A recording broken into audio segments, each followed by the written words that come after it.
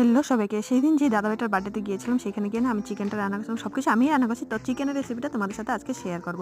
তো চিকেন কষা করেছিলাম, দেশি চিকেন। তো এখানে সবার আগে আমি সরষের তেল গরম করে সেখানে আলুগুলো নুন আর হলুদ দিয়ে ভালো করে ভেজে নিয়েছি। তারপরে সেই একই তেলে একটু ঘি দিয়ে তা গোটা গরম মসলা, জিরে, তেজপাতা আর শুকনো লঙ্কা ভালো করে ফোড়ন করে এখানে দিয়েছিলাম পেঁয়াজ কুচি আর একটু নুন দিয়ে দিয়েছিলাম যাতে পেঁয়াজটা তাড়াতাড়ি সফট হয়ে যায়। তো পেঁয়াজটা একটু লাল লাল ভাজা হওয়ার পরে দিয়ে দিয়েছিলাম অল্প চিনি যাতে কালারটা সুন্দর করতে আসে। আমি না বার্থডেতে যাওয়ার সময় একটা ভুল করেছি, মোবাইল স্ট্যান্ডটা নিতে বলেছি। তো এক হাতে ক্যামেরা এক হাতে রান্না করতেছেন, অনেক অসুবিধা হচ্ছিল। তো যাই হোক, পেঁয়াজটা ভাজা ভাজা হওয়ার পরে এখানে আদা রসুন বাটা আর কাঁচা লঙ্কা একসাথে আমি বেটে রেখেছিলাম, সব দিয়ে দিয়েছি। আর একটু তেলটা ছেড়ে আসলে দিয়ে দিলাম চিকেনটা। এখানে ছিল দেশি মুরগি। তো এক হাতে আমি নাড়া দিতে পারতেছিলাম না বলে মোবাইলটা কোনো রকম স্ট্যান্ড করে এখানে নাড়া দিতেছিলাম। তারপরে এখানে একটা পেস্ট বানিয়েছিলাম, দিয়েছিলাম দই, জিরে, ধনে গুঁড়ো আর লঙ্কা গুঁড়ো আর হলুদ গুঁড়ো দিয়ে একটা পেস্ট বানিয়ে সেটা দিয়ে দিয়েছিলাম।